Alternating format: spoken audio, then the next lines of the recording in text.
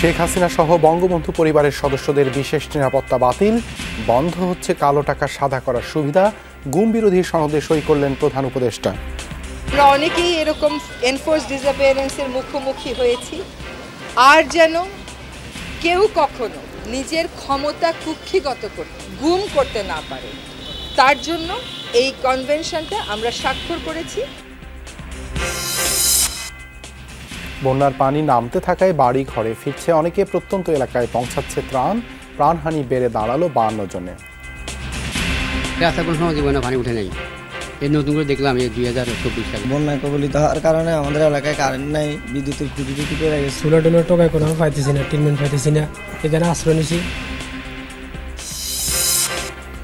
বাড্ডা থানার হত্যা মামলায় টিপু মুন্সি রিমান্ড, 14 মন্ত্রী এমপির দেশ ত্যাগে নিষেধাজ্ঞা, গণহত্যার অভিযোগে শেখ হাসিনা সহ 52 জনের বিরুদ্ধে ট্রাইব্যুনালে আবেদন। সংস্কার নয়, রাষ্ট্র পুনর্গঠন জরুরি বললেন আলী রিয়াজ। সংবিধান পুনর্লিখনের প্রস্তাব, ব্যক্তির বদলে দলের পক্ষে ভোটাভুটির পরামর্শ সুজনের। কতগুলো মৌলিক বিষয়ে আপনি যদি অ্যাড্রেস করতে না পারেন, তাহলে শুধুমাত্র তাড়াহুড়ার নির্বাচনে গণতান্ত্রিক পুনর্গঠন হবে না। সিরিজ জয়ের লক্ষ্যে দ্বিতীয় টেস্টে আজ পাকিস্তানের মুখোমুখি হবে বাংলাদেশ। উইকেট বিবেচনায় একাদশের পরিবর্তন আনার ইঙ্গিত কোচ হাতুরুর।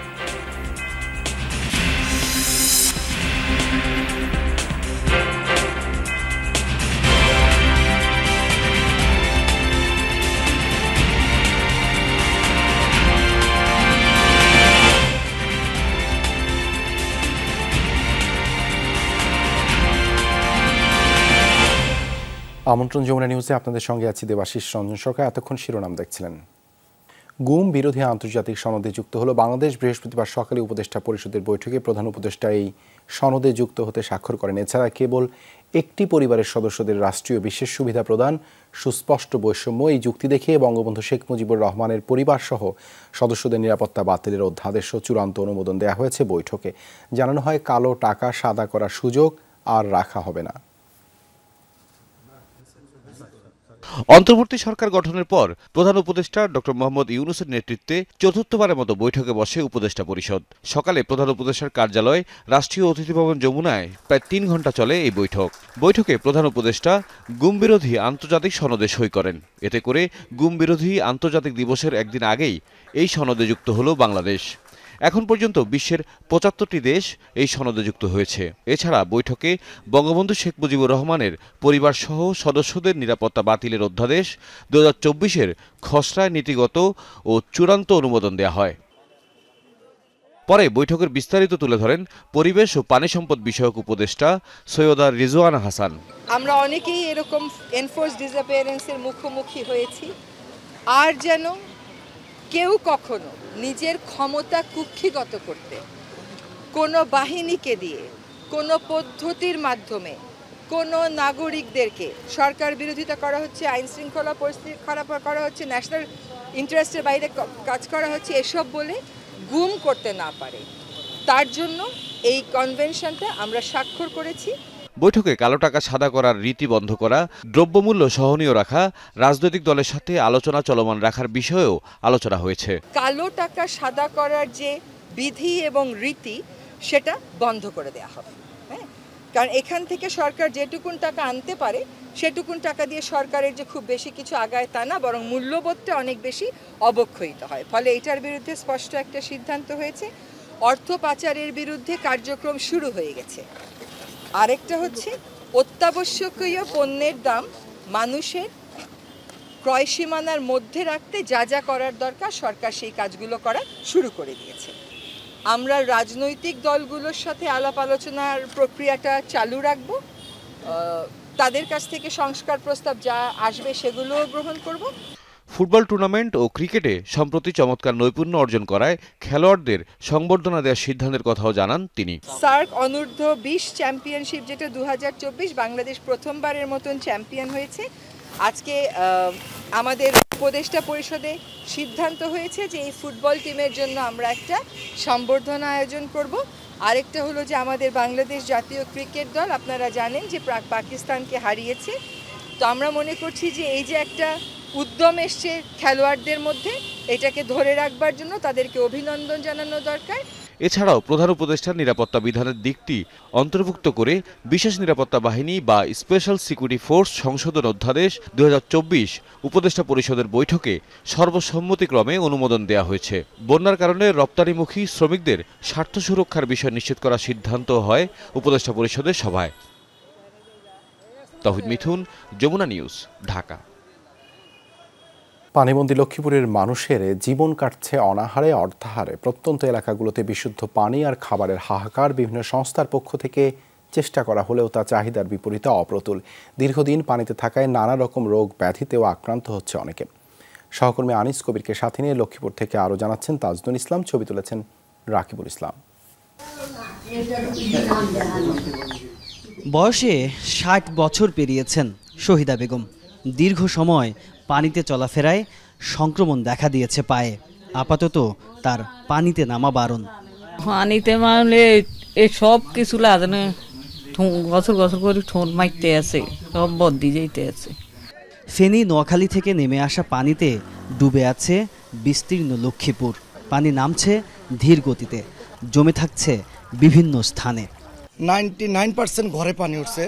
রাস্তাঘাট তো আপনারা এসে দেখতেছেন, মানে খুবই বিপর্যয় অবস্থা আছে সবাই। খাবারের কষ্ট আছে বুঝেননি, চলাফেরারও খুব কষ্ট আছে। সবচেয়ে বড় কষ্ট হলো বুঝছেন, বর্তমানে লেপটিন লই যাই। বিশুদ্ধ পানি এবং বাচ্চা টাচ্চা নিয়ে মানে খুব অসুবিধার মধ্যে আমরা এলাকার মানুষগুলা, নলকূপগুলো আমাদের ডুবে গেছে। এইভাবে জীবন যেমন কেন করা যায়, আমরা খুবই কষ্টে আছি।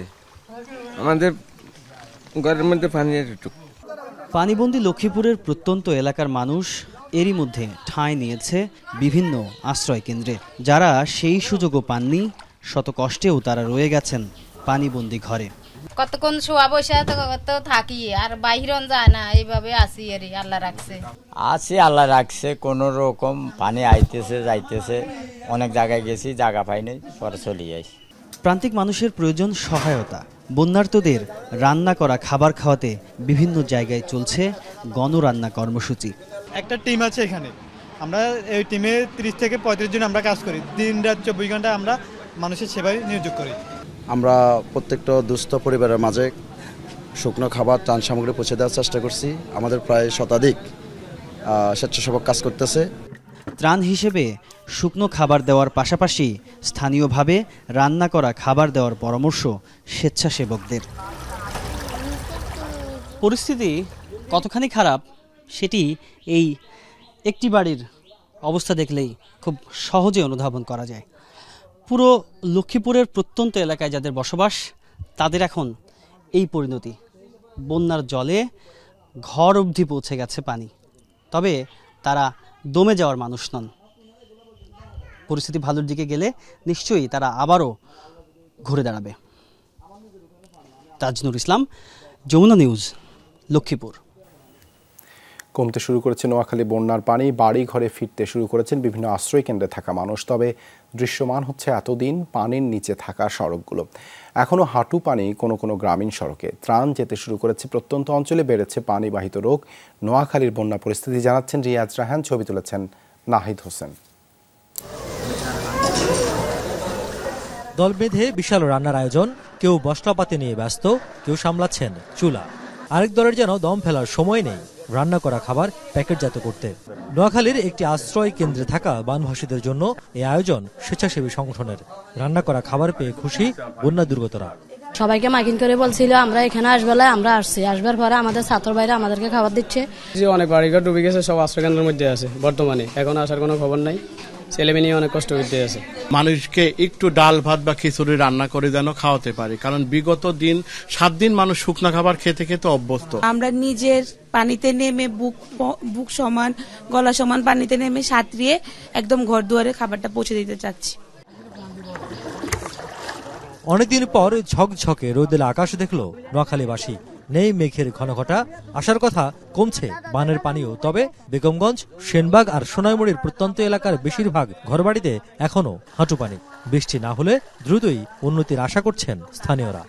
আমার গেছি বাপের বাড়িতে, বাপের বাড়িতে হানি হন, আবার হিরি উল্টে আবার নিজের স্বামীর বাড়িতে চলিয়ে লাগে হানি একবার। এই রাস্তা কোনো সময় জীবনে পানি উঠে নাই, এই নতুন করে দেখলাম এই 2024 সালে 2004 হয়েছে এর পানি এই কেন রাস্তা দুটো না পানি এবার এই হয়েছে হানি। একদিকে পানিতে হাবুডুবু অবস্থা, অন্যদিকে গেল 2 সপ্তাহ ধরে পল্লী বিদ্যুতের অন্তত 1.5 লাখ গ্রাহক বিদ্যুৎবিহীন। পানি কমতে শুরু করায় উদ্যোগ নেওয়া হয়েছে বিদ্যুৎ লাইন সংযোগের।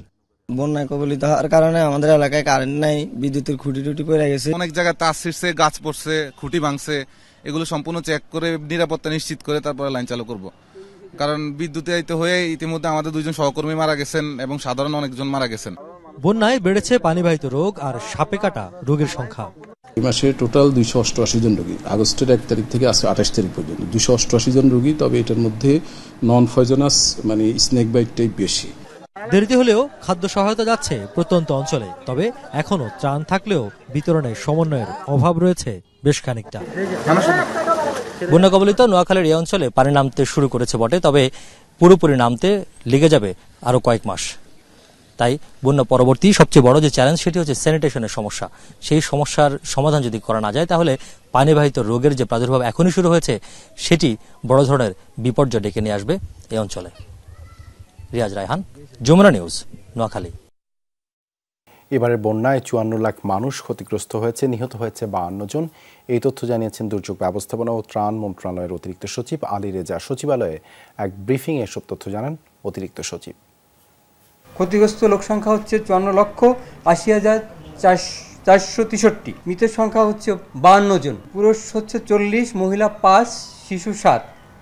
এর মধ্যে কুমিল্লায় 14 জন, ফেনীতে 17 জন, চট্টগ্রামে 6 জন, খাগড়াছড়ি 1, নোয়াখালী 8, ব্রাহ্মণবাড়িয়া 1, লক্ষ্মীপুর 1, কক্সবাজার 3 এবং মৌলভীবাজারে 1। মৌলভীবাজারে যে 2 জন নিখোঁজ ছিল তাদের একজনের মৃতদেহ পাওয়া গেছে, আরেকজন এখনও নিখোঁজ রয়েছেন। দলীয় সরকারের অধীনে বাংলাদেশে কখনোই সুষ্ঠু নির্বাচন সম্ভব নয়। টাকার প্রভাব দূর করতে হলে প্রার্থী নয়, পার্টিকে ভোট দেওয়া প্রয়োজন। নির্বাচন ব্যবস্থা সংস্কারের জন্য এমন প্রস্তাব দিয়েছেন সুশীল সমাজের প্রতিনিধিরা। বাংলাদেশ নির্বাচন ব্যবস্থা সংস্কারে করণীয় শীর্ষক গোল টেবিল বৈঠকের আয়োজন করে সুজন। এতে বক্তারা বলেন, রাজনৈতিক দলের মতামতের ভিত্তিতে নয়, নির্বাচন কমিশনকে গঠন করা প্রয়োজন জনপ্রত্যাশার ভিত্তিতে। আলোচনায় সাবেক বিচারপতি আব্দুর রউফ বলেন, প্রার্থী নয়, পার্টিকে ভোট দিতে হবে। পরামর্শ দেন রাজনৈতিক দলের মধ্যে গণতন্ত্র চর্চা বাড়ানোর, একতরফা নির্বাচন বন্ধ করে বিকল্প নির্বাচন ব্যবস্থা চালু করার দাবি জানান সুজন সম্পাদক ডক্টর বদিউল আলম মজুমদার। নমিনেশন প্রথা যদি তুলে দিতে পারেন 80% করাপশন চলে যাবে। ভোট দেওয়াটা কম্পালসারি করে দেয়, নাহলে ফাইন হবে। কারণ ওই একজনে বলবে হাইটে যেতেছে বলে আমি নির্বাচন বর্জন করলাম। আমাদের রাজনৈতিক দলগুলো যেটা করেছে তাদের গঠনতন্ত্র থেকে বাদ দিয়েছে, কিন্তু আইনের যে উদ্দেশ্য সেটা না মেনে তারা ভাতৃপ্রতিম সংগঠন বলে এটা চালিয়ে দিচ্ছে। কিন্তু এটা অবৈধ, অন্যায় এবং আইনের সুস্পষ্ট লঙ্ঘন। সংস্কার নয়, রাষ্ট্রের পুনর্গঠন কাজে জরুরি বলে মনে করে centre for governance studies CGS। সংবাদ সম্মেলনে এই অভিমত জানান এর উপদেষ্টা প্রফেসর ডক্টর আলী রিয়াজ। বলেন, দেশে গণতান্ত্রিক ভবিষ্যৎ প্রতিষ্ঠা ও এর সুরক্ষায় 8টি গুরুত্বপূর্ণ বিষয়ে আলোচনা হবে। সংলাপে গুরুত্ব পাবে সংবিধান পুনর্লিখন, মানবাধিকার ও গুরুতর আইন লঙ্ঘনে অভিযুক্তদের বিচার নিশ্চিতকরণ ও বিচার ব্যবস্থা। এছাড়া রয়েছে নাগরিক প্রশাসন, সাংবিধানিক প্রতিষ্ঠান ও আইন প্রয়োগকারী সংস্থা এবং গোয়েন্দা সংস্থাগুলো। আরও রয়েছে অর্থনৈতিক নীতিমালা, ব্যাংকিং খাত ও বৈদেশিক ঋণ এবং গণমাধ্যম। কতগুলো মৌলিক বিষয়ে আপনি যদি অ্যাড্রেস করতে না পারেন তাহলে শুধুমাত্র তাড়াহুড়ার নির্বাচনে গণতান্ত্রিক পুনর্গঠন হবে না, এটা আমরা মনে করি। যে কারণে আমরা এটাকে বলছি যে আপনি এখন গণতান্ত্রিক পুনর্গঠনের জন্য সংগ্রাম। ভারতীয় গণমাধ্যমের এই প্রচারণার বিরুদ্ধে সবচেয়ে বড় অস্ত্রটা হচ্ছে আপনারা সত্য কথা বলুন, তথ্য তুলে ধরুন। আওয়ামী লীগ নেতা ও সাবেক বাণিজ্যমন্ত্রী টিপু মুন্সির 4 দিনের রিমান্ড দিয়েছেন আদালত। আর রাজধানীর বাড্ডা এলাকায় ব্যবসায়ী সুমন শিকদার হত্যা মামলায় তাকে রিমান্ডে নেওয়া হয়েছে। এদিকে একই মামলায় 3য় দফায় রিমান্ডে নেওয়া হয়েছে সালমান এফ রহমান ও আনিসুল হককে।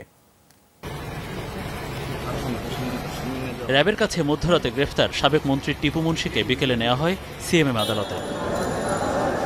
মাথায় হেলমেট ও গায়ে বুলেট প্রুফ জ্যাকেট পরিয়ে কড়া নিরাপত্তার মধ্যে তোলা হয় আদালতে। ছাত্র জনতার আন্দোলন চলাকালে রাজধানীর বাড্ডা থানার ফুজি টাওয়ারের সামনে গুলিবিদ্ধ হয়ে নিহত ব্যবসায়ী সুমন শিকদার হত্যা মামলায় 8 দিনের রিমান্ড আবেদন করেন তদন্তকারী কর্মকর্তা। আদালত তাকে 4 দিনের রিমান্ডে পাঠান। টিপু মুন্সি ক্ষমতায় থেকে এই রাষ্ট্রযন্ত্র ব্যবহার করে স্বৈরাচারী সরকারকে যথেষ্ট এই 17 বছর ধরে সহায়তা করেছে। টিপু মুন্সি বাণিজ্য মন্ত্রণালয়ের দায়িত্বে ছিলেন, সেখানে সে প্রচুর দুর্নীতি করেছেন। এজাহারের নাম নাই, শুধু সাসপেক্টেড হিসাবে, শুধু সন্দেহজনকভাবে এই মামলায় গ্রেপ্তার করা হয়েছে। আমরা বিজ্ঞ আদালতকে এও বলেছি যে 302 এবং 34-এর মামলা অনুমান ভিত্তিক এবং শুধু সন্দেহের কারণে আসামি হতে পারে না। এদিকে বৃহস্পতিবার ভোর 7টার দিকে বাড্ডা থানার ওই মামলায় গোপনে আদালতে তোলা হয় সাবেক প্রধানমন্ত্রীর উপদেষ্টা সালমান এফ রহমান ও সাবেক আইনমন্ত্রী আনিসুল হককে। সকাল 9টায় বসে আদালত। 8 দিনের রিমান্ড আবেদনের প্রেক্ষিতে 5 দিনের রিমান্ড মঞ্জুর করেন আদালত।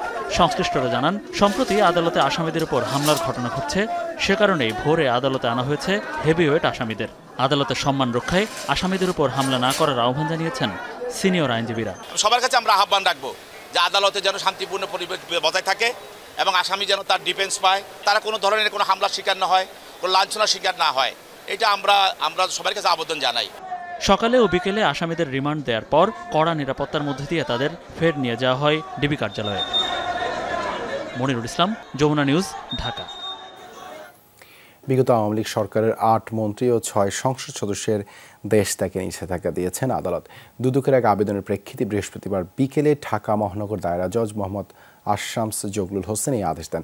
পাবলিক প্রসিকিউটর মাহমুদ হোসেন জাহাঙ্গীর জানান, নিষেধাজ্ঞার এই তালিকায় সাবেক মন্ত্রীদের মধ্যে আছেন জাহিদ মালেক, ডাক্তার দীপু মনি, মহিবুল হাসান চৌধুরী, সাধন চন্দ্র মজুমদার, নুরুল মজিদ মাহমুদ হুমায়ুন, শাহজাহান খান, কামরুল ইসলাম ও সাবেক প্রতিমন্ত্রী কামাল আহমেদ মজুমদার। তাদের বিরুদ্ধে অনিয়ম দুর্নীতির অভিযোগ রয়েছে।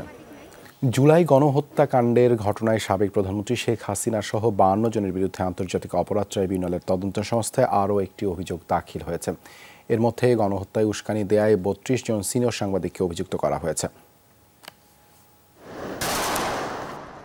5 আগস্ট রাজধানীর শ্যামলীর রিং রোডে বিজয় মিছিলে ছিলেন রিয়ান, কিন্তু সন্ধ্যা 6টার দিকে একদল সশস্ত্র পুলিশ এলোপাতাড়ি গুলি করলে নিহত হয় রিয়ান। গুলি লাগে বুকে, গলায় আর মাথায়। আমি তার বাবা হিসেবে আমি যদি আজকের এই বিচারটার দাবি না করি, তাহলে কাল কিয়ামতের ময়দানে আমাকে সে আসামির কাঠগড়ে দাঁড় করাবে যে আমার বাবা, আমার দুনিয়াতে আমার বিচার, দুনিয়াতে আমি বিচারের জন্য আমার বাবা কোথাও ফরিয়াদ করিনি। বৃহস্পতিবার আন্তর্জাতিক অপরাধ ট্রাইব্যুনালের তদন্ত সংস্থায় অভিযোগ দাখিল করেন রিয়ানের বাবা। এতে শেখ হাসিনা ছাড়াও তার আমলের 20 জন মন্ত্রী, এমপি, উচ্চপদস্থ পুলিশ কর্মকর্তাদের অভিযুক্ত করা হয়েছে। সাবেক প্রধানমন্ত্রী এবং তার মন্ত্রী পরিষদের তৎকালীন যারা খুব অ্যাক্টিভ ছিলেন সেই সদস্য, পুলিশের সদস্য, সাথে 30 জন সাংবাদিক, কলামিস্ট, তারপরে যারা নিজেদেরকে সুশীল দাবি করেন, টকশো করেন, এদেরকে আসামি করা হয়েছে। অভিযুক্ত 52 জনের এই তালিকায় অর্ধেকের বেশি সাংবাদিক। মূলত 3 আগস্ট শেখ হাসিনার সাথে দেখা করে টকশো করেছিলেন তারা। সেখানে গণহত্যাকে বৈধতা দিয়েছিলেন এই সাংবাদিকরা বলে উল্লেখ করা হয় অভিযোগপত্রে।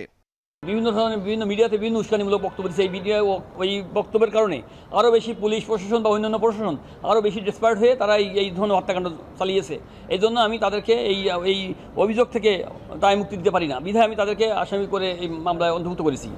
মিরপুর বিসিআইসি কলেজের প্রথম বর্ষের শিক্ষার্থী ছিলেন 17 বছর বয়সী নাসিব হাসান রিয়ান। অলক হাসান, যমুনা নিউজ, ঢাকা। বৃহস্পতিবার অন্তর্বর্তীকালীন সরকারের প্রধান উপদেষ্টা ডক্টর মোহাম্মদ ইউনূসের সাথে রাষ্ট্রীয় অতিথি ভবন যমুনায় সৌজন্য সাক্ষাৎ করেছেন সুইজারল্যান্ড এবং অস্ট্রেলীয় রাষ্ট্রদূত। সাক্ষাৎকালে বাংলাদেশ থেকে পাচার হওয়া অর্থ ফেরত আনার বিষয়ে সুইজারল্যান্ড সরকারের সহযোগিতা চেয়েছেন প্রধান উপদেষ্টা ডক্টর ইউনূস। প্রধান উপদেষ্টা বলেন, এই অর্থ ফেরত আনাটা খুব জরুরি। এ বিষয়ে রাষ্ট্রদূত রেতো রেংলি বলেন, সুইজারল্যান্ডে বিশ্বব্যাপী স্বীকৃত প্রক্রিয়া মেনে সহযোগিতা করতে ইচ্ছুক। সুইজারল্যান্ড অন্তর্বর্তী সরকারকে সমর্থন করবে এবং দ্বিপক্ষীয় অর্থনৈতিক সম্পর্ক আরও শক্তিশালী করতে আগ্রহী বলেও জানান সুইজারল্যান্ডের রাষ্ট্রদূত।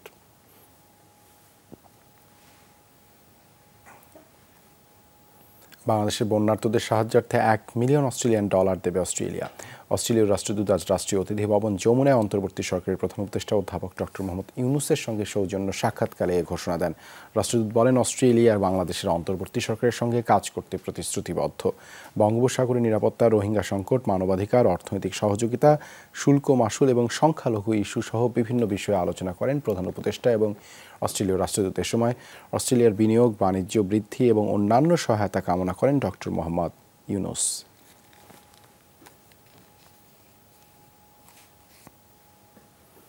অন্তর্বর্তীকালীন সরকার এবং নেতৃত্বাধীন সকলে তাদের আন্তরিকতা, দেশপ্রেম ও যোগ্যতা দিয়ে খুব দ্রুত দেশকে স্থিতিশীল অবস্থায় নিয়ে আসতে পারবে বলে আশা করেন বিএনপি মহাসচিব মির্জা ফখরুল ইসলাম আলমগীর। একই সঙ্গে সবার প্রচেষ্টায় সুষ্ঠু নির্বাচন বাস্তবায়ন সম্ভব হবে বলেও মনে করেন তিনি। বৃহস্পতিবার বিকেলে প্রধান উপদেষ্টার বাসভবন যমুনায় প্রধান উপদেষ্টার সাথে বৈঠক করেন বিএনপি মহাসচিব সহ দলটির ৩ জন নেতা। আলোচনার বিষয়বস্তু প্রকাশ করা হয়নি, তবে বৈঠক ফলপ্রসূ হয়েছে বলে জানিয়েছেন মির্জা ফখরুল। তিনি বলেন, অন্তর্বর্তীকালীন সরকার নিয়ে বিএনপি আশাবাদী। এই সরকার দেশের জন্য প্রয়োজনীয় সব সংস্কার করবে বলেও মনে করেন তিনি। এ সময় এক প্রশ্নের জবাবে মির্জা ফখরুল বলেন, পর্যায়ক্রমে রাজনৈতিক দলগুলোর সঙ্গে আলোচনা হবে, তবে নির্বাচনের কোনো সম্ভাব্য তারিখ নিয়ে আলোচনা হয়নি।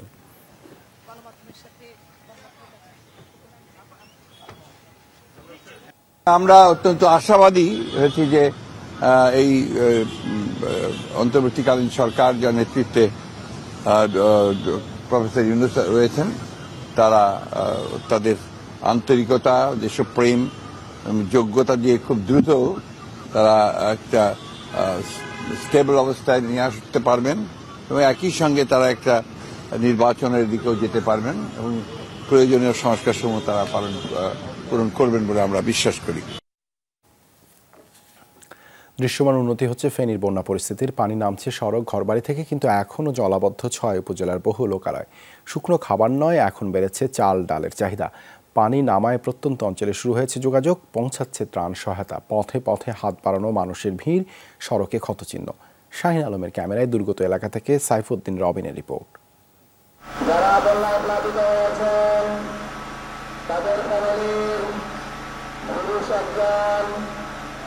মসজিদের মাইকে বন্যার্তদের ত্রাণ সংগ্রহের আহ্বান, তাতে সাড়া দিয়ে দলে দলে মানুষের ভিড়।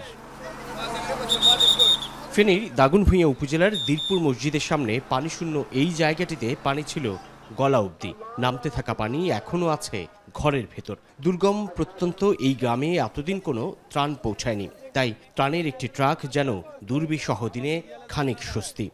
খাওয়ার জন্য আর বাতে পানি কষ্ট করি, এখানে স্কুলের ভিতরে যেন যাবো এখানে পানি এতটুকু। পানি এখন টান দিছে, অনেক পানি হয়েছিল, এতটুকু পানি হয়েছিল স্যার। আমাদের এখানে আর কোনো কিছু আসে নাই, আজকে ফার্স্ট আসছে পানি। আমার বাড়ির ভিতরে, ঘরের ভিতরে, বাড়ির ভিতরে বাড়ে এখন এতটুকু কমছে কিছু। আমার বয়সে পানি দেখিনি। যত যাবতীয় জিনিসপত্র আছে সব ডুবা পানির ভিতরে। আমি এখানে আশ্রয় নিছি। দুদিন ধরে পানি নামছে ঠিকই, কিন্তু এখনও অনেকের ঘরবাড়ি জলমগ্ন। ত্রাণ বলতে এতদিন কেবল শুকনো খাবারই মিলত, কিন্তু কদিন থাকা যায় কেবল মুড়ি, চিরা আর বিস্কুট খেয়ে? তাই বেড়েছে চাল ডালের চাহিদা। এতদিন বিপুল জলরাশি ডিঙিয়ে যারা কোথাও যেতে পারেননি, সেই দুর্গতরা ত্রাণের জন্য নিজের ডুবে থাকা ঘর ছেড়ে ভিড় করছেন উঁচু সড়কের ধারে। শুকনো খাবার পাইছি, মানে সাইল টেল পাইনি এখনো, বুঝলি। সাইকে সারিলে আমরা পুরান বাড়িতে আসি, আমরা বাড়িতে পানি এখন দূরে। দুগার চাইলে নাই নেট করলে চাইল পরিবার আমার জিরা এ কোনো মতে দুগার ডাইল ভাত খাই দুগান বাঁচে হে কতলা আইস কত খাইতে পারে শুকনো মুড়ি খুঁড়ে এই হিলটা বলে সারিয়া চাইল হাইলে। পানি নামতে শুরু করায় এখন আর ত্রাণ নিয়ে নৌকা বা স্পিডবোটে গন্তব্যে পৌঁছানো যাচ্ছে না, তাই বেড়েছে পাওয়ার টিলার, ট্রাক্টর, ফুয়েল আর চালকের চাহিদা। এসবেই যেতে হচ্ছে প্রত্যন্ত এলাকার ক্ষতিগ্রস্তদের কাছে। শুধু শহরের দিকে দেখতেছে ত্রাণের জন্য, কিন্তু এদিকে তেমন ত্রাণ পাচ্ছে না। ত্রাণ যতটুকু আছে সেই তুলনায় ট্রাক্টরের সাপোর্টটা এনাফ না, সাফিসিয়েন্ট না। তো ট্রাক্টর যখন আসছে, ট্রাক্টর এসে আমরা চেষ্টা করছি, আশ্রয় কেন্দ্রগুলোতে খাবার আছে, আমরা চেষ্টা করছি যে বাড়িগুলোতে যারা পানিতে আটকে আছে সেই বাড়িগুলোতে আমরা খাবার পৌঁছে দেওয়ার চেষ্টা করছি। ফেনীর উঁচু এলাকা থেকে পানি নামছে নিচের দিকে, কিছু এলাকার পানি যাওয়ারও যেন উপায় নেই, তাই স্থির জলে আধা ডোবা ঘরবাড়ি। আশ্রয়কেন্দ্রে মানুষকে থাকতে হবে আরও কিছুদিন। অভ্যন্তরীণ সড়ক এখনও তলিয়ে, পানিতে প্লাবিত সড়কগুলোর বেশিরভাগই ক্ষতিগ্রস্ত, স্পষ্ট হচ্ছে খানাখন্দ। এতদিন এই পথে যাওয়ার কোনো উপায় ছিল না, কিন্তু এখন পানি নামার ফলে উঁচু পাওয়ার টিলার কিংবা শক্তিশালী ইঞ্জিনের যে কোনো বাহন গন্তব্যে পৌঁছাতে পারে, আর তাই প্রত্যন্ত অঞ্চলে ত্রাণ সহায়তা পৌঁছানো সম্ভব হচ্ছে। আর এই অঞ্চলের প্রত্যেকটি মানুষ যেন শরণার্থী, উদ্বাস্তু। তারা ত্রাণের যেমন হাহাকার স্পষ্ট করেছে তাদের অভিব্যক্তিতে, ঠিক তেমনি আশ্রয়হীন মানুষের কান্নাও স্পষ্ট হয়েছে। কবে নাগাদ তারা ঘরে ফিরতে পারবে সেটি এখনই বলা মুশকিল। সাইফুদ্দিন রবিন, যমুনা নিউজ, দিলপুর, ফেনী। বৈষম্য বিরোধী ছাত্র আন্দোলনের গণত্রাণ সংগ্রহ কার্যক্রমের ৮ম দিনেও টিএসসিতে ছিল সহায়তার হাত বাড়ানো মানুষের উপচে পড়া ভিড়। ব্যক্তি পর্যায় থেকে শুরু করে বন্যায় বিপন্ন মানুষের সাহায্যে এগিয়ে আসতে দেখা গেছে ছোট বড় অনেক প্রতিষ্ঠানকেও। সবার প্রত্যাশা দ্রুত এই দুর্যোগ কাটিয়ে উঠুক দেশের উত্তর পূর্বাঞ্চলের মানুষ। এটাই তো নতুন বাংলাদেশ, যেখানে ছাত্র, বয়োবৃদ্ধ থেকে শুরু করে শিশু কিশোর প্রত্যেকে হাতে হাত মিলিয়েছে দেশের মানবিক এক সংকটে। কেউ তুলে দিচ্ছেন খাদ্য সামগ্রী, কাপড়, কেউ নগদ টাকা, কেউ এসেছেন স্বেচ্ছাসেবী হিসেবে।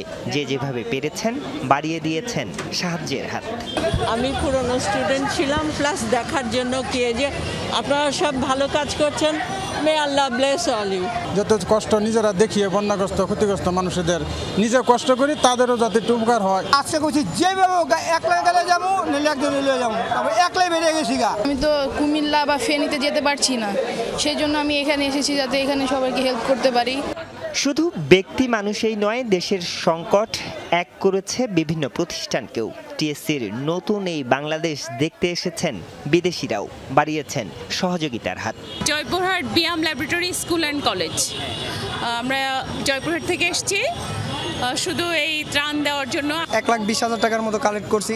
আমরা গাড়ি ভর্তি 100 জনের খাবার ভরপুর নিয়ে আসছিলাম, তো বাকি টাকা যা বাঁচছে তা এই টাকা এখানে দিয়ে গেলাম। মানবিক এই বিপর্যয়ে নাড়া দিয়েছে কোমলমতি শিশুদের মনকেও। টিফিনের টাকা বাঁচিয়ে বন্যার্তদের জন্য তুলে দিয়েছেন বিভিন্ন স্কুলের শিশু শিক্ষার্থীরা। আমরা আমাদের টিফিনের টাকাগুলো বন্যাদের জন্য দান করেছি। তাদেরকে একটু সহযোগিতা করার জন্যই আমরা এসেছি। তারা যেন ভালো থাকে এজন্য আমি টাকাগুলো সব দিয়ে দিয়েছি। গণত্রাণ সংগ্রহের ৮ম দিন, এতটুকু যেন ক্লান্তি নেই বৈষম্য বিরোধী ছাত্র আন্দোলনের স্বেচ্ছাসেবীদের। সমন্বয়করা বলছেন, দুর্গম এলাকায় ত্রাণ এবং চিকিৎসা সেবা পৌঁছানোই এখন সবচেয়ে বড় চ্যালেঞ্জ। জরুরি খাদ্য এবং জরুরি ঔষধ, এটা হচ্ছে সবচেয়ে প্রথম আমাদের প্রায়োরিটি। দেন হচ্ছে আমরা আমাদের যে পুনর্বাসন, সে ব্যাপারে আমরা আসলে সামনে বলবো আমরা কিভাবে কাজটি করব। এর আগে ওষুধ, কাপড়, খাদ্য সামগ্রীর বাইরে গেল 7 দিনে 7,78,76,278 টাকা নগদ সংগ্রহের কথা জানান সমন্বয়করা। আরিফুর রহমান সবুজ, যমুনা নিউজ, ঢাকা। দুর্নীতি ধরবে না, তবে দুর্নীতির উপায় আর মাত্রা ধরিয়ে দেবে অর্থনৈতিক শ্বেতপত্র প্রণয়ন কমিটি, যাতে ঘটনার পুনরাবৃত্তি না হয়। খতিয়ে দেখবে মেগা প্রকল্পের নানা দিক। একথা জানিয়েছেন কমিটির প্রধান ডক্টর দেবপ্রিয় ভট্টাচার্য। তিনি বলেন, অর্থ পাচার প্রতিরোধে কাজ করবে তার কমিটি, তবে এসব টাকা ফেরত আনতে হলে আইনি প্রক্রিয়ার বিকল্প নেই। বিগত সরকারের সময় আর্থিক সহ নানা খাতে ব্যাপক দুর্নীতি অনিয়মের অভিযোগ রয়েছে। শেখ হাসিনা সরকারের পতনের পর গত 21শে আগস্ট অর্থনীতিবিদ ডক্টর দেবপ্রিয় ভট্টাচার্যকে প্রধান করে শ্বেতপত্র প্রণয়ন কমিটি করে অন্তর্বর্তী সরকারের প্রধান উপদেষ্টার কার্যালয়। আর্থিক খাতকে ঢেলে সাজানো সহ অর্থনীতি নিয়ে নতুন সরকারের কৌশল কি হবে সেগুলো নির্ধারণ করাই এই কমিটির লক্ষ্য। বৃহস্পতিবার শ্বেতপত্র প্রণয়ন কমিটির প্রথম বৈঠকে 12 জন সদস্যকে নিজেদের দায়িত্ব সম্পর্কে অবহিত করেন ডক্টর দেবপ্রিয়। স্পষ্ট করেন, এই কমিটিতে যারা কাজ করবেন তারা কেউ বেতন পাবেন না। কার্যক্রম শেষ করতে হবে 90 দিনের মধ্যে। তবে কোনো একটি বিষয়ে প্রতিবেদন তৈরি হয়ে গেলে তা সময়ের আগেই প্রকাশ করা হবে। এইটা দুর্নীতি ধরার কমিটি না, এইটা হলো দুর্নীতি কেন হয়েছে এবং দুর্নীতির মাত্রাটা কি সেটা বলবে, কিন্তু কে দুর্নীতি করেছে, কি কেন করেছে এইটা বলার আমাদের দায়িত্ব না। এটা করার জন্য সরকারের নিজস্ব প্রতিষ্ঠান আছে। শ্বেতপত্রে গুরুত্ব পাবে 6টি ক্ষেত্র। মূল কাজ সরকারি আর্থিক ব্যবস্থাপনায় শৃঙ্খলা ফেরানো, পাশাপাশি অভ্যন্তরীণ সম্পদ, সরকারি ব্যয়, ঘাটতি বাজেটের অর্থায়ন নিয়ে কাজ করবে এই কমিটি। বাদ পড়বে না মূল্যস্ফীতি নিয়ন্ত্রণ, খাদ্য ব্যবস্থাপনা, সরকারি কেনাকাটা, প্রবাসী আয় ও রিজার্ভ, আমদানি রপ্তানি এবং বিদেশি ঋণের বিষয়টিও। মেগা প্রকল্প বাংলাদেশের বর্তমান অর্থনৈতিক চ্যালেঞ্জের জন্য কতখানি গুরুত্বপূর্ণ এবং তার মাত্রাটা কি এবং তার প্রকাশটা কি, এইটা আমরা দেখব। যেমন ওইটার থেকে ঋণ নেওয়া হয়েছে, ঋণ শোধ করার ক্ষমতা কতখানি আছে। প্রশ্ন ছিল অর্থ পাচার প্রতিরোধে ও ব্যাংকিং খাতে সুশাসন নিয়ে কমিটি কাজ করবে কিনা। ডক্টর দেবপ্রিয় স্পষ্ট করেন এই কাজের মূল দায়িত্ব পাবে ব্যাংকিং কমিশন। ওইটা আনার ক্ষেত্রে যে আইনানুগ যে সমস্ত চুক্তি থাকে সব দেশের সাথে আমাদের সেই চুক্তিগুলো যথোপযুক্তভাবে নেই। তৃতীয়ত হলো ওই চুক্তিগুলোকে কার্যকর করে ব্যবহার করার জন্য আইনজীবী থেকে আরম্ভ করে আর্থিক খাতের বিশেষজ্ঞ থেকে ইত্যাদির সেই দক্ষতাটা অনেক ক্ষেত্রে আমাদের নেই। খুবই গুরুত্বপূর্ণ হলো আর যেন কোনোদিন এগুলি না হয়, এই লোকগুলো যেন শাস্তি পায়, টাকা পাই বা না পাই লোকগুলোকে শাস্তি পেতে হবে। শ্বেতপত্র প্রণয়ন কমিটির পরবর্তী বৈঠক হবে আগামী মঙ্গলবার। তৌহিদ হোসেন, যমুনা নিউজ, ঢাকা। মন্ত্রী, এমপি সহ বিভিন্ন রাজনৈতিক দলের নেতাদের বিরুদ্ধে দুদকে মামলার সঙ্গে বৈষম্য বিরোধী আন্দোলনকারীদের কোনো সম্পর্ক নেই জানিয়েছেন সমন্বয়ক হাসনাত আব্দুল্লাহ। তিনি বলেন দুদক স্বাধীনভাবে তাদের কাজ করবে। দুপুরে দুদক চেয়ারম্যানের সঙ্গে সাক্ষাৎ করেন সমন্বয়ক হাসনাত আব্দুল্লাহ এবং সার্জিস আলম, পরে কথা বলেন গণমাধ্যমের সাথে। আইনের স্বাভাবিক প্রক্রিয়াকে ব্যাহত করারও আমাদের কোনো অধিকার নেই বা সেটার এখতিয়ারও আমরা রাখি না। এই বিষয়টিকে আমরা স্পষ্ট করতে এসেছি। যদি আমাদের পরিচয় কেউ ব্যবহার করে কোনো ধরনের অনৈতিক সুবিধা নিতে আসে বা বিশেষ কোনো সুবিধা যদি কেউ নিতে আসে, তাহলে যেন তাকে আইনে সোপর্দ করে দেওয়া হয়। আমরা তো জানি যারা এই কাজগুলো করছে তাদের ভিন্ন অবশ্যই উদ্দেশ্য রয়েছে এবং আসলে তারা অবশ্যই চাঁদাবাজ, এটাই তাদের সবচেয়ে বড় পরিচয়।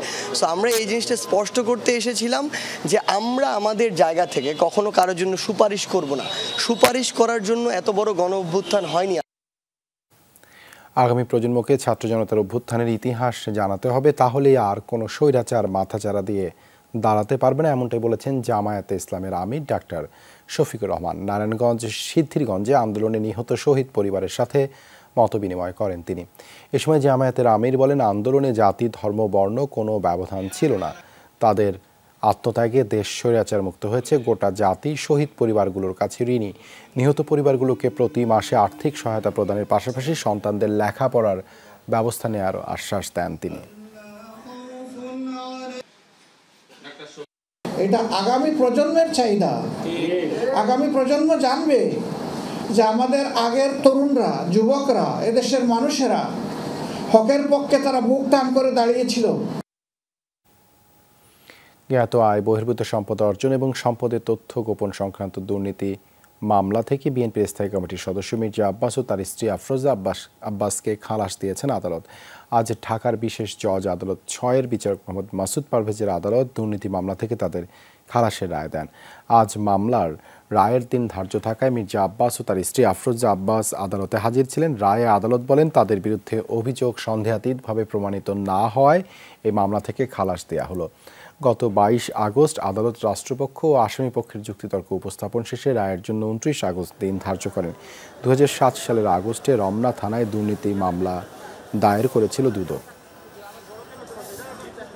আমার পরিবারটা ছিন্ন বিচ্ছিন্ন হয়ে গেছে। আমার এই বিক্ষিপ্ত পরিবারটাকে একত্রিত করে এটার হলো না। আমি দীর্ঘদিন অসুস্থ অবস্থায় এই কোর্টের বারান্দায় আপনারা দেখেছেন আমাকে বহুবার। আজকে এখানে যারা আছে সকলেই আমার মতো কম বেশি ভুক্তভোগী। কিছুক্ষণ আগে যে মামলায় খালাস পেয়েছে, একই বিষয়ে আবার ওই পরবর্তী মামলাটায় চার্জ গঠনের কোনো সুযোগ নাই। এই বিবেচনায় পরবর্তী মামলাটাও যেহেতু আইনে বার আছে, সেই কারণে মহামান্য আদালত আজকে সেই মামলা থেকে 2 জনকে অব্যাহতি দিয়েছেন। নারায়ণগঞ্জে বিসিক এলাকায় জুটের ব্যবসা নিয়ন্ত্রণকে কেন্দ্র করে বিএনপি গ্রুপের সংঘর্ষ হয়েছে। বৃহস্পতিবার দুপুরে ফতুল্লায় বিসিকে 2 নম্বর গেটের সামনে এই ঘটনা ঘটে। প্রত্যক্ষদর্শীরা জানান সরকার পতনের পর থেকেই বিএনপির একাধিক গ্রুপ ওয়েস্টেজ জুটের ব্যবসা নিয়ন্ত্রণ নেওয়ার চেষ্টা করে। প্রতিদিন দেশীয় অস্ত্র, লাঠিসোঁটা নিয়ে দফায় দফায় এই এলাকায় মহড়া দেয়। আজ স্বেচ্ছাসেবক দলের নেতা রাসেল মাহমুদের লোকজন গার্মেন্টস থেকে জুট নেওয়ার সময় জেলা যুব দলের নেতা রনির লোকজন তাদের বাধা দেয়। এ সময় তাদের মধ্যে বাক বিতণ্ডা হয়। এক পর্যায়ে তারা দেশীয় অস্ত্র নিয়ে সংঘর্ষে জড়িয়ে পড়ে। এতে উভয় পক্ষের 12 জন আহত হয়। এ সময় কয়েকটি দোকানপাট ও বাড়িঘরে ভাঙচুর, লুটপাটের ঘটনা ঘটে। খবর পেয়ে বিজিবি সদস্যরা এসে পরিস্থিতি নিয়ন্ত্রণে আনে। 3 সপ্তাহের বেশি সময় ধরে চট্টগ্রাম সিটি কর্পোরেশনের 41টি ওয়ার্ড কাউন্সিলর কার্যালয়ে মিলছে না নাগরিক সেবা। পট পরিবর্তনের পর থেকে বেশিরভাগ কাউন্সিলর আত্মগোপনে, অনেক কার্যালয়ে ভাঙচুর, অগ্নিসংযোগে ক্ষতিগ্রস্ত। ফলে জন্ম নিবন্ধন সনদ সহ প্রয়োজনীয় সেবা না পেয়ে ভোগান্তিতে নগরবাসী। চট্টগ্রাম সিটি কর্পোরেশনের 41টি ওয়ার্ড কাউন্সিলর কার্যালয়ের চিত্র এখন এমন। অফিস সহায়ক ও সহকারী দিয়ে কোনো মতে চলছে দৈনন্দিন কাজ। 5 আগস্ট সরকার পতনের পর বেশিরভাগ কাউন্সিলর আত্মগোপনে, অনেক কার্যালয় ভাঙচুর, অগ্নিসংযোগে ক্ষতিগ্রস্ত। 3 সপ্তাহ ধরে মিলছে না জন্ম নিবন্ধন, সনদ প্রদান ও অন্যান্য সেবা। সলিউশন হবে এটার অপেক্ষায় আছে। আর নাগরিক সেবাগুলো ব্যাহত হচ্ছে, যেমন অনেকে পাসপোর্টের জন্য, জন্ম নিবন্ধনের, অনেকে চিকিৎসার জন্য, কারণ কাগজগুলো এরা সাবমিট করতে পারছে না ঠিকভাবে। প্রতিদিন ওয়ার্ড কার্যালয়ে গিয়ে সেবা না পেয়ে ফিরে যাচ্ছেন সাধারণ মানুষ। পাসপোর্ট বানানোর লাগে ওখানে প্রয়োজন হয় সনদপত্র, যেটা কমিশনার সার্টিফিকেট দেয়, এগুলো কিছুই আমরা নিতে পারতেছি না। অফিসিয়ালি স্কুল কলেজ গোয়িং এবং সামনের দিকে অগ্রসর যে কাজের যে গতি, ওটা তো থেমে যাবে। সব তালা জোড়ানো থাকে, শুধু দরওয়ান আর নাইট গার্ড ছাড়া কাউকে দেখা যাচ্ছে না। নাগরিক সুবিধা পাচ্ছি না আমরা। জন্মসনদ যেগুলো কার্যক্রম আছে ওগুলো শুরু হলে আমাদের জন্য ভালো হবে। এই কাজগুলো যত দ্রুত সম্ভব চালু করার জন্য। নাগরিক ভোগান্তি দূর করতে আগামী 1 সপ্তাহের মধ্যে সংকট সমাধানের আশ্বাস সিটি কর্পোরেশনের। উপদেষ্টা মহোদয়ের সাথে কথা বলে এবং আজকে অথবা নেক্সট ওয়ার্কিং ডের মধ্যে এটার একটা সমাধান আমাদেরকে দিবেন। তো আমরা আশা করছি আগামী সপ্তাহের মধ্যে আমরা এই বিষয়ে একটা সিদ্ধান্ত দিতে পারবো। মামুন রশিদ অফি, যমুনা নিউজ, চট্টগ্রাম। মিয়ানমারের রাখাইন রাজ্যে সামরিক বাহিনীর সাথে বেড়েছে বিদ্রোহী গোষ্ঠী আরাকান আর্মির যুদ্ধের তীব্রতা। এতে আতঙ্কে বাংলাদেশের সীমান্তবর্তী এলাকার মানুষ। বুধবার রাত থেকে সকাল পর্যন্ত মর্টার শেল আর গুলির শব্দে কেঁপে ওঠে সীমান্তবর্তী টেকনাফ, হিল্লা, দমদমিয়া, সাবরাং, শাহপুরীর দ্বীপ, নাইখংছড়ি সহ বিভিন্ন এলাকা। উদ্বেগ, আতঙ্কে নির্ঘুম রাত কাটে এসব এলাকার বাসিন্দাদের। এদিকে মংডুতে চলমান গৃহযুদ্ধের কারণে বর্ডার পার হয়ে বাংলাদেশে অনুপ্রবেশের চেষ্টা চালাচ্ছে রোহিঙ্গারা। অনুপ্রবেশ ঠেকানোর পাশাপাশি সার্বিক পরিস্থিতি নিয়ন্ত্রণে সতর্ক অবস্থায় রয়েছে বিজিবি সদস্যরা। গাজায় পোলিও টিকা প্রদানের জন্য 3 দিনের অস্ত্রবিরতিতে রাজি হয়েছে ইসরায়েল। বুধবার এক বিবৃতিতে তথ্য জানিয়েছে জাতিসংঘ। জানানো হয়, ওই 3 দিন ভোর 6টা থেকে বিকেল 3টা পর্যন্ত 8 ঘন্টা বন্ধ থাকবে যুদ্ধ। প্রাথমিক আলোচনা অনুযায়ী 1 সেপ্টেম্বরের মধ্য গাজায় টিকাদান কর্মসূচি চালু করবে জাতিসংঘ।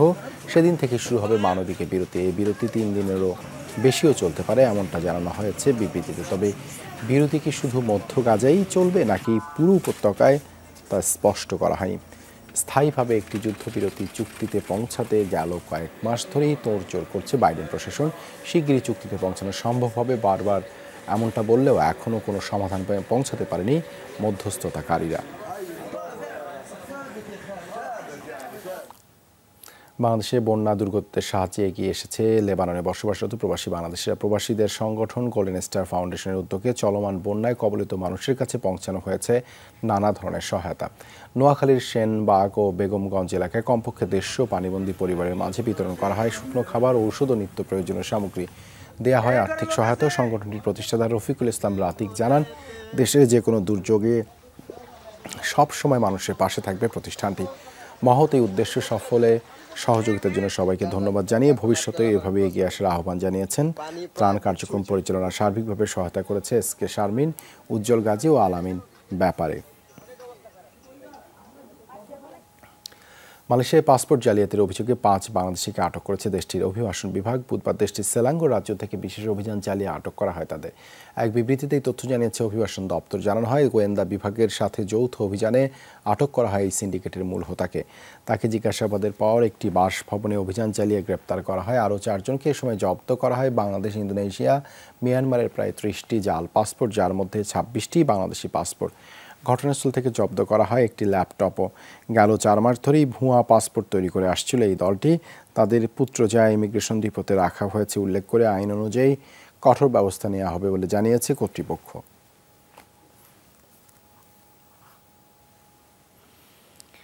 দেশের চলমান বন্যা পরিস্থিতিতে ক্ষতিগ্রস্তদের পাশে দাঁড়াতে ওমান সোশ্যাল ক্লাবের চেয়ারম্যানের নেতৃত্বে একটি প্রতিনিধি দল সাক্ষাৎ করেছে দেশটিতে নিযুক্ত রাষ্ট্রদূতের সাথে। বৃহস্পতিবার রাজধানী মাস্কাটে বাংলাদেশ দূতাবাসে বৈঠক করেন তারা। বৈঠকে দেশে বন্যা পরিস্থিতিতে ক্ষতিগ্রস্ত মানুষের পাশে দাঁড়াতে সবাইকে আহ্বান জানান ওমানে নিযুক্ত বাংলাদেশের রাষ্ট্রদূত। এ সময় বন্যা দুর্গতদের জন্য একটি তহবিল গঠনের বিষয়ে আলোচনা হয়।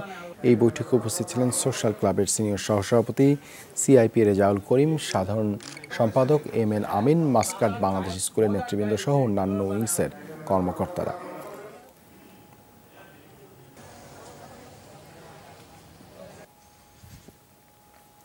ওমানে বৈষম্যবিরোধী ছাত্র আন্দোলনের সমর্থনের প্রতিবাদ মিছিলে গ্রেপ্তারকৃত প্রবাসীদের কারা মুক্তির জন্য আইনজীবী নিয়োগের করেছে দেশটির বাংলাদেশি দূতাবাস। ওমানের প্রশাসনিক আইন অনুযায়ী দেশটিতে মিছিল, মিটিং ও সমাবেশ সম্পূর্ণ নিষিদ্ধ। ফলে মিছিল করায় গ্রেপ্তার হন অনেকে। আটককৃতদের মধ্যে এখন পর্যন্ত মোট 6 জনের সন্ধান পেয়েছে দূতাবাস। তাদের আইনি সহায়তা দিতে আগামী রোববার রাজধানী মাস্কাট থেকে সালালাহ সফরে যাবেন আইনজীবী। ওমানে নিযুক্ত বাংলাদেশের রাষ্ট্রদূতের দিক নির্দেশনায় এই পদক্ষেপ নেওয়া হয়েছে বলে জানান তিনি। দেশটিতে বসবাসরত সকল প্রবাসীদের স্থানীয় আইন মেনে চলার আহ্বান জানান তিনি। এবং বাকি 5 জন স্টিল তাদের মুক্তির ব্যাপারে আমাদের এমবাসি থেকে সর্বাত্মক সহায়তা প্রদান করা হচ্ছে। আপনারা সকলে দেখেছেন যে ইতোমধ্যে আমরা একটা ইন্টারন্যাশনাল ল ফার্মকে এখানে নিযুক্ত করেছি। তারা আমাদের কাছে সকল ডকুমেন্ট নিয়ে গিয়েছেন এবং তারা আমাদেরকে কথা দিয়েছেন যে তারা জিনিসটা সর্বোচ্চ গুরুত্ব দিয়ে দেখবেন। বৃহস্পতিবার রাতে উত্তরে 10 নম্বর সেক্টরের একটি বাসায় এলাকাবাসী ডিবি হারুনকে দেখতে পেয়েছে এমন সন্দেহে সেনাবাহিনী ও পুলিশ যৌথ অভিযান চালায়। এলাকাবাসী জানায় কিছু লোক ডিবি হারুনকে দেখতে পায়। এরপর তারা সেনাবাহিনীকে খবর দেয়। পরক্ষণেই সেনাবাহিনীর একটি টিম বাসাটিতে তল্লাশি চালায়। তারা কিছুক্ষণ পর সেখানে পুলিশের একটি টিম আসে। তবে সেনাবাহিনী কিছু না পেয়ে ঘটনাস্থল থেকে চলে যায়। সেনাবাহিনী চলে যাওয়ার পরেও বাসার সামনে এলাকাবাসীরা ঘেরাও করে রেখেছে বাসাটি। তাদের ধারণা ডিবি হারুন এখনও বাসার ভেতরে রয়েছে। চট্টগ্রামে দুর্বৃত্তদের গুলিতে 2 জনের মৃত্যু হয়েছে। বৃহস্পতিবার সন্ধ্যা 6:30টায় কুয়াইশ বুরিশচর সিটি কর্পোরেশন কলেজ এলাকায় নাহার গার্ডেনের সামনে এই ঘটনা ঘটে। নিহতরা হলেন পশ্চিম কুয়াইশ এলাকার স্থানীয় আওয়ামী লীগ নেতা মোহাম্মদ আনিস ও মাসুদ কায়সার। প্রত্যক্ষদর্শীরা জানান শহর থেকে নিজ বাড়িতে ফেরার পথে হঠাৎ তাদের লক্ষ্য করে গুলি ছোড়ে দুর্বৃত্তরা। এ সময় ঘটনাস্থলে মৃত্যু হয় আনিসের। পালানোর চেষ্টা করলে মাসুদকে এলোপাতাড়ি গুলি করা হয়। এ সময় মারা যায় মাসুদ।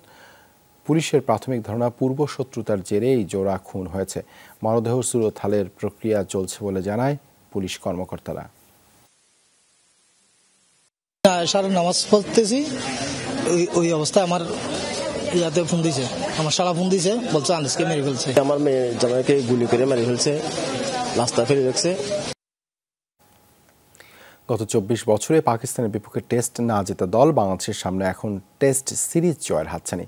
দ্বিতীয় টেস্টের উইকেট পর্যবেক্ষণের পর বেশ কিছু দলে পরিবর্তন আসতে পারে বলেও জানান টাইগার কোচ হাতুর সিংহে। অন্যদিকে সিরিজ হার এড়াতে সেরা সিদ্ধান্ত নেওয়া হবে বলেই জানিয়েছেন পাকিস্তানের bowling coach Jason Gillespie. 30 August শুক্রবার সকাল 11টায় শুরু হবে ম্যাচটি। এই ছিল যমুনা নিউজে এতক্ষণ সাথে থাকার জন্য ধন্যবাদ সবাইকে।